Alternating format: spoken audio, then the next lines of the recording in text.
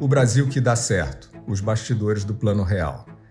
Nessa série, nós vamos mergulhar numa das transformações mais profundas e benéficas por que o país já passou, e entender como e por que ela foi possível. A nossa história começa com uma operação secreta que tirou o Brasil do atraso.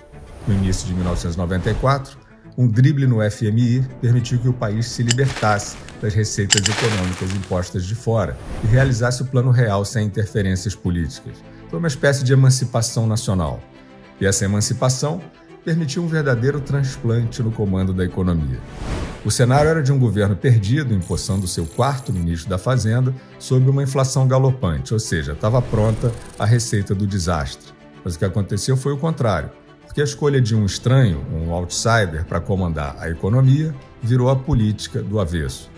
O outsider era Fernando Henrique Cardoso, e de cara ele foi contrariado pela própria equipe que recrutou na PUC do Rio de Janeiro. Ela se recusava a preparar o pacote emergencial contra a inflação que o novo ministro da Fazenda queria. A condição dos economistas para seguir em frente foi uma carta branca para a faxina orçamentária. FHC deu a carta branca. Nascia ali o conceito de responsabilidade fiscal. A crise política aconselhava só um paliativo para acalmar a febre inflacionária até a eleição, mas a equipe do Plano Real fez justamente o contrário, projetando uma moeda de transição, a URV, para acabar com a correção monetária.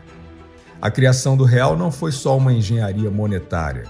A nova moeda teria sido triturada em pouco tempo se o plano não tivesse sido acrescido de um amplo escudo jurídico para barrar o contágio da memória inflacionária. Os sabotadores de sempre tentaram rotular o Plano Real como de direita, neoliberal, etc., mas a reforma triturou os demagogos e beneficiou a todos, especialmente os mais pobres. Nos seus primeiros anos, o Plano Real esteve a perigo algumas vezes, especialmente nas crises do México, dos tigres asiáticos e da Rússia, 3 terremotos históricos em menos de 4 anos. O país permaneceu de pé e o repertório de medidas que garantiram essa façanha foi internacionalmente aclamado. No início de 1999, a turbulência financeira vinda da Rússia se somou ao descontrole de gastos para a reeleição de FHC e provocou a crise da maxi-desvalorização do real. Parecia o fim, mas não era. Na eleição de 2002, o candidato de oposição era contra o Plano Real e o candidato do governo também era. Mas a disputa entre Lula e José Serra não abalou a moeda estável, porque reformas de verdade são maiores que a política. Duvida? Então vem fazer essa viagem comigo. No final você vai poder dizer se foi ou não foi uma epopeia.